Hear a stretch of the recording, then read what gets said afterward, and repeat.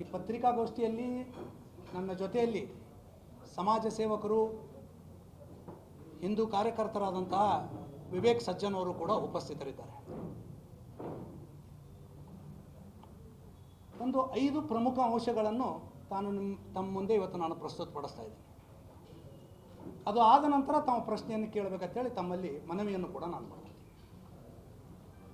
ಪ್ರಪ್ರಥಮವಾಗಿ ಕಳೆದ ಕೆಲ ದಿನಗಳ ಹಿಂದೆ ಹುಬ್ಬಳ್ಳಿಯಲ್ಲಿ ನಡೆದಂಥ ಮರ್ಯಾದಾ ಹತ್ಯೆ ಪ್ರಕರಣ, ನಮ್ಮ ದಲಿತ ಹಿಂದೂ ಸಹೋದರಿಯನ್ನು ಭೀಕರವಾಗಿ ಹತ್ಯೆ ಮಾಡಿದ್ದನ್ನು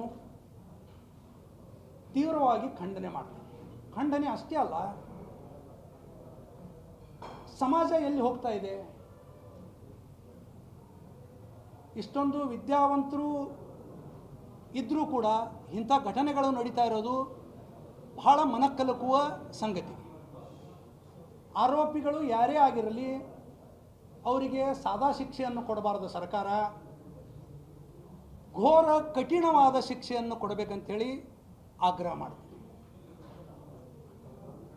ಜೊತೆಯಲ್ಲಿ ಮೊನ್ನೆ ನಡೆದಂತಹ ಕಳೆದ ವಾರ ಬಾಂಗ್ಲಾದೇಶದಲ್ಲಿ ನಮ್ಮ ದೀಪು ಚಂದ್ರ ದಾಸ್ ಹಾಗೂ ಅವನ ನಂತರ ಅಮೃತ್ ಮಂಡಲ್ ಎನ್ನುವ ಯುವಕರನ್ನು ಭೀಕರವಾಗಿ ಮತಾಂಧ ಜಿಹಾದಿಗಳು ಕೇವಲ ಹಿಂದೂ ಅನ್ನೋಗೋಸ್ಕರ ಕೊಲೆ ಮಾಡಿದರು. ಬಾಂಗ್ಲಾದೇಶದಲ್ಲಿ ಅಲ್ಪಸಂಖ್ಯಾತರಾಗಿರುವಂಥ ಹಿಂದೂಗಳ ಪರಿಸ್ಥಿತಿ ದಯನೀಯವಾಗಿದೆ. ಅವರನ್ನು ಭೀಕರವಾಗಿ ಕೊಲೆ ಮಾಡಿದ್ದನ್ನು ತೀವ್ರವಾಗಿ ಖಂಡಿಸುತ್ತಾ, ಇದು ಇಷ್ಟಕ್ಕೆ ನಿಂದ್ರಂಗಿಲ್ಲ. ಈ ಜಿಹಾದಿ ಮನಸ್ಥಿತಿಯವ್ರದ್ದು, ಉಗ್ರವಾದಿಗಳ ಉಪಟಳ. ಕಳೆದ ಕೆಲ ತಿಂಗಳ ಹಿಂದೆ ಭಾರತದಲ್ಲಿ ಕಾಶ್ಮೀರದಲ್ಲಿ ಹೋದಂಥ ಪ್ರವಾಸಿಗರಿಗೆ ಅವರ ಹೆಂಡತಿ ಮಕ್ಕಳ ಮುಂದೆ 26 ಜನರನ್ನು ನಿರ್ದಯವಾಗಿ ಧರ್ಮ ಕೇಳಿ ಹೊಡೆದ್ರು. ಅರ್ಥ ಮಾಡ್ಕೋಬೇಕಿದನ್ನು. ಧರ್ಮ ಕೇಳಿ ನೀನು ಹಿಂದೂ ಅಂದ ತಕ್ಷಣ ಅವರನ್ನು ಭೀಕರವಾಗಿ ಕೊಲ್ಲಲಾಯಿತು. ಅದಕ್ಕಿಂತ ಇನ್ನೊಂದು ಘೋರ ದುರಂತ, ವಿದ್ಯಾವಂತ ಡಾಕ್ಟರ್ಸ್ ಜಿಹಾದಿಗಳು ದೆಹಲಿಯಲ್ಲಿ ಅಮೋನಿಯಂ ನೈಟ್ರೇಟ್ ಅನ್ನು ತಂದು ಬ್ಲಾಸ್ಟ್ ಮಾಡಿ ಅನೇಕ ಮುಗ್ಧ ರಾಷ್ಟ್ರಭಕ್ತರ ಜೀವ ತೆಗೆಯುವಂಥ ಕೆಲಸ ಮಾಡಿದರು. ಇವರು ಯಾರೂ ಅನ್ಪಡ್ ಅಲ್ಲ, ಕಲಿತಂಥ ಡಾಕ್ಟರ್ಸ್. ಇಂಥ ಭಯಾನಕ ಸ್ಥಿತಿ ಎತ್ತ ಸಾಗುತ್ತಿದೆ ನಮ್ಮ ಭಾರತ ದೇಶ. ಇವತ್ತು ಇದೇ ವಿಷಯವಾಗಿಟ್ಟುಕೊಂಡು ಇವತ್ತೇ ಬೆಳಿಗ್ಗೆ ಮಾನ್ಯ ಪ್ರಧಾನಮಂತ್ರಿಗಳಿಗೆ ಅವರ ಮುಖಾಂತರ ಭಾರತದ ಗೃಹ ಸಚಿವರಾದ ಅಮಿತ್ ಶಾ ಅವರಿಗೆ ನಾನೊಂದು ಕಂಪ್ಲೇಂಟನ್ನು ಮಾಡಿದ್ದೇನೆ. ಭಾರತಕ್ಕೆ ಮುಂದಿನ ದಿನಗಳಲ್ಲಿ ಕಂಪ್ಲೇಂಟ್ ಏನಪ್ಪ ಅಂದರೆ, ಮುಂದಿನ ದಿನಗಳಲ್ಲಿ ಭಾರತವನ್ನು ರಕ್ಷಣೆ ಮಾಡುವುದು ಸುಲಭದ ಮಾತಲ್ಲ. ತಮಗೆ ಅಚ್ಚರಿ ಅನ್ನಿಸ್ಬೋದು, ಇತ್ತೀಚಿನ 2025ರ ಸೆನ್ಸಸ್ ಪ್ರಕಾರ ಚೈನಾವನ್ನು ಹಿಂದಿಕ್ಕಿ ಭಾರತ ಜನಸಂಖ್ಯೆಯಲ್ಲಿ ವಿಶ್ವದಲ್ಲೇ ನಂಬರ್ 1 ಸ್ಥಾನಕ್ಕೆ ಹೋಗಿದೆ. 146 ಕೋಟಿ ಜನಸಂಖ್ಯೆ ಇವತ್ತು ಭಾರತದ್ದಾಗಿದೆ. ಈ ಭೂಮಿ ಮೇಲೆ 232 ದೇಶದವ. ಬಹಳ ಗಂಭೀರ ವಿಷಯ ಇದೆ. 146 ಕೋಟಿ ಜನಸಂಖ್ಯೆ ಆಗಿದೆ. ಯಾವ ರೀತಿ ಕಂಟ್ರೋಲ್ ಮಾಡ್ತೀರಿ? ತಕ್ಷಣ ಪ್ರಧಾನಮಂತ್ರಿಗೆ ಬರೆದಂಥ ಒಂದು ಸಂದೇಶದಲ್ಲಿ ನಾನು ತಮಗೆಲ್ಲ ಕಾಪಿ ಕೂಡ ಹಾಕ್ತೀನಿ, ಇಂಗ್ಲೀಷ್ನಲ್ಲಿ ಅವ್ರಿಗೆ ಟೈಪ್ ಮಾಡಿ ಬರೆದಿದ್ದೀನಿ. ತಕ್ಷಣ ಜನಸಂಖ್ಯಾ ನಿಯಂತ್ರಣ ಕಾಯ್ದೆಯನ್ನು ಜಾರಿ ಮಾಡಬೇಕು. ಪಾಪ್ಯುಲೇಷನ್ ಕಂಟ್ರೋಲ್ ಬಿಲ್ ಜಾರಿ ಆಗಬೇಕು. ಅದರ ಜೊತೆಗೆ ಯೂನಿಫಾರ್ಮ್ ಸಿವಿಲ್ ಕೋಡನ್ನು ತಕ್ಷಣ ಜಾರಿ ಮಾಡಬೇಕಂತೇಳಿ ಇವತ್ತು ಆಗ್ರಹ ಮಾಡಿ ಪ್ರಧಾನಮಂತ್ರಿಗಳ ಮುಖಾಂತರ ಹೋಮ್ ಮಿನಿಸ್ಟರ್ಗೂ ಕೂಡ ನಾನೊಂದು ದೂರನ್ನು ಸಲ್ಲಿಸಿದ್ದೇನೆ. ಈ ದೂರ ಸಲ್ಲಿಸೋದ್ರ ಹಿಂದೆ ಅನೇಕ ಕಾರಣಗಳಿದ್ದಾವೆ. ಅದರಲ್ಲಿ ಮೊದಲ ಕಾರಣ ಭಯೋತ್ಪಾದಕನನ್ನು ಮಟ್ಟ ಹಾಕೋದು. ಈಗಾಗಲೇ ಭಾರತದಲ್ಲಿರುವಂಥ 28 ರಾಜ್ಯಗಳ ಪೈಕಿ 2 ರಾಜ್ಯಗಳು ಯೂನಿಫಾರ್ಮ್ ಸಿವಿಲ್ ಕೋಡನ್ನು ಜಾರಿಗೊಳಿಸಿವೆ. ಮೊದಲ ರಾಜ್ಯವಾಗಿ ಉತ್ತರಾಖಂಡ ಜಾರಿಗೊಳಿಸಿದೆ, 2ನೇ ರಾಜ್ಯವಾಗಿ ಗುಜರಾತ್ ಜಾರಿಗೊಳಿಸಿದೆ. ಆಸಾಂ ಅತಿ ಶೀಘ್ರದಲ್ಲಿ ಕೊನೆಯ ಹಂತದಲ್ಲಿದೆ, ಅದು ಕೂಡ ಯೂನಿಫಾರ್ಮ್ ಸಿವಿಲ್ ಕೋಡನ್ನು ಜಾರಿ ಮಾಡ್ತಾ ಇದೆ. ಹಾಗಿದ್ದರೆ ಕರ್ನಾಟಕದ ಮಾನ್ಯ ಮುಖ್ಯಮಂತ್ರಿ ಸಿದ್ದರಾಮಯ್ಯನವರೇ,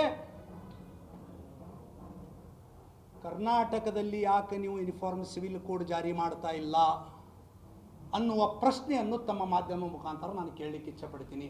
ಯಾಕೆ ಈ ಪ್ರಶ್ನೆಯನ್ನು ಹಾಕ್ತಿದ್ದೀನಿ ಅಂದರೆ, ಭಾರತದಲ್ಲಿರುವಂತಹ 28 ರಾಜ್ಯಗಳ ಪೈಕಿ Karnataka is 9th highest populated state. 9ನೇಯ ಅತಿ ಹೆಚ್ಚು ಜನಸಂಖ್ಯೆ ಹೊಂದಿದ ರಾಜ್ಯ ಕರ್ನಾಟಕ ಇದೆ. ಮೊದಲ ಸ್ಥಾನದಲ್ಲಿ ಗುಜರಾತ ಇದೆ, 24 ಕೋಟಿಗೆ ಗುಜರಾತ್ ಜನಸಂಖ್ಯೆ, ಉತ್ತರ ಪ್ರದೇಶದ ಜನಸಂಖ್ಯೆ 24 ಕೋಟಿ ಹೋಗಿದೆ. ನಂತರ ಮಹಾರಾಷ್ಟ್ರ, ಗುಜರಾತ್ ಬರ್ತದೆ. 9ನೇ ಸ್ಥಾನಕ್ಕೆ ಕರ್ನಾಟಕ ಬರ್ತದೆ. ಕರ್ನಾಟಕದ ಇತ್ತೀಚಿನ ವರದಿಯ ಪ್ರಕಾರ 6.5 ಕೋಟಿ ಜನಸಂಖ್ಯೆ ಕರ್ನಾಟಕದಲ್ಲಿದೆ. ತಕ್ಷಣ ಜನಸಂಖ್ಯಾ ನಿಯಂತ್ರಣ ಪಾಪ್ಯುಲೇಷನ್ ಬಿಲ್ಲನ್ನು ನೀವು ತೊಗೊಂಬರಬೇಕು ಮಾನ್ಯ ಮುಖ್ಯಮಂತ್ರಿಗಳು, ಕಂಟ್ರೋಲ್ ಬಿಲ್ಲನ್ನು, ಹಾಗೂ ಯೂನಿಫಾರ್ಮ್ ಸಿವಿಲ್ ಕೋಡನ್ನು ಯಾವ ಇತರೆ ರಾಜ್ಯಗಳು ಯಾವ ರೀತಿ ಇವತ್ತು ಮಾಡಿದೆ ಅದನ್ನು ಕರ್ನಾಟಕದಲ್ಲಿ ಮಾಡಬೇಕಂತೇಳಿ ಆಗ್ರಹ ಮಾಡ್ತೀನಿ. ಒಂದು ವೇಳೆ ಮಾಡದೆ ಹೋದರೆ ಈ ಭಯೋತ್ಪಾದಕ ಸಂಘಟನೆ ಆಗಲಿ ಇವರನ್ನು ನಿಗ್ರಹಿಸುವುದು ಅಷ್ಟೊಂದು ಸುಲಭದ ಮಾತಲ್ಲ.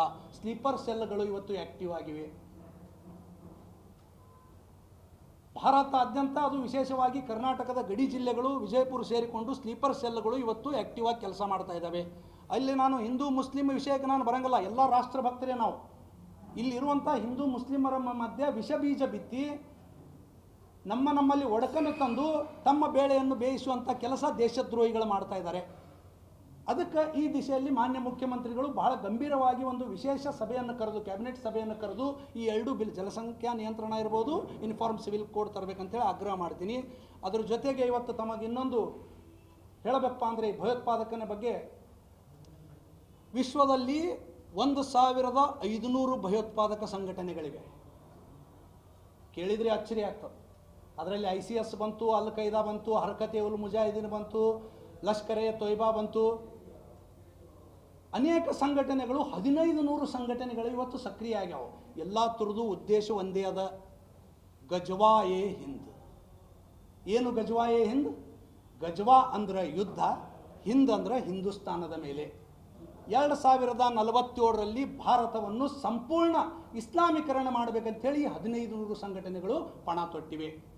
ಅದಕ್ಕೆ ಇವತ್ತು ಭಾರತದಲ್ಲಿರುವಂತಹ ಹಿಂದೂ, ಮುಸ್ಲಿಂ, ಸಿಖ್, ಇಸಾಯಿ ಒಗ್ಗಟ್ಟಾಗಿ ದೇಶದ್ರೋಹಿಗಳನ್ನು ಎದುರಿಸುವಂತಹ ದಿನಗಳು ಇವತ್ತು ಬಂದೊದಗಿದೆ. ಕೇವಲ ಸರ್ಕಾರ, ಪೊಲೀಸ್ ಇಲಾಖೆ, ಮಿಲಿಟರಿ ಮಾಡುವಂಥ ಕೆಲಸ ಅಲ್ಲ, ಇಲ್ಲಿಯ ಜನತೆ ಕೂಡ ಜಾಗೃತ ಆಗಬೇಕಾಗಿದೆ. ಅದಕ್ಕೆ ನಾನು ಒಂದು ಸರ್ಕಾರಕ್ಕೆ, ಕೇಂದ್ರ ಸರ್ಕಾರಕ್ಕಿರ್ಬೋದು, ರಾಜ್ಯ ಸರ್ಕಾರಕ್ಕಿರ್ಬೋದು, ಆಗ್ರಹ ಮಾಡ್ತೀನಿ. ಏನು ಭಯೋತ್ಪಾದಕ ಚಟುವಟಿಕೆಗಳನ್ನು ನಡೆಸುವಂಥ ದೇಶದ್ರೋಹಿಗಳದಾರಲ್ಲ, ಉಗ್ರವಾದಿಗಳು, ಅವರನ್ನು ಯಾವಾಗ ನೀವು ಎನ್ಕೌಂಟರ್ ಮಾಡ್ತೀರಿ, ಅವರಿಗೆ ಗೌರವಯುತವಾಗಿ ಅವರ ಮರಣದ ಕ್ರಿಯೆಗಳನ್ನು ಮುಗಿಸ್ಬೇಡ್ರಿ, ಅಂತಿಮ ಕ್ರಿಯೆಗಳನ್ನು ಮುಗಿಸ್ಬೇಡ್ರಿ.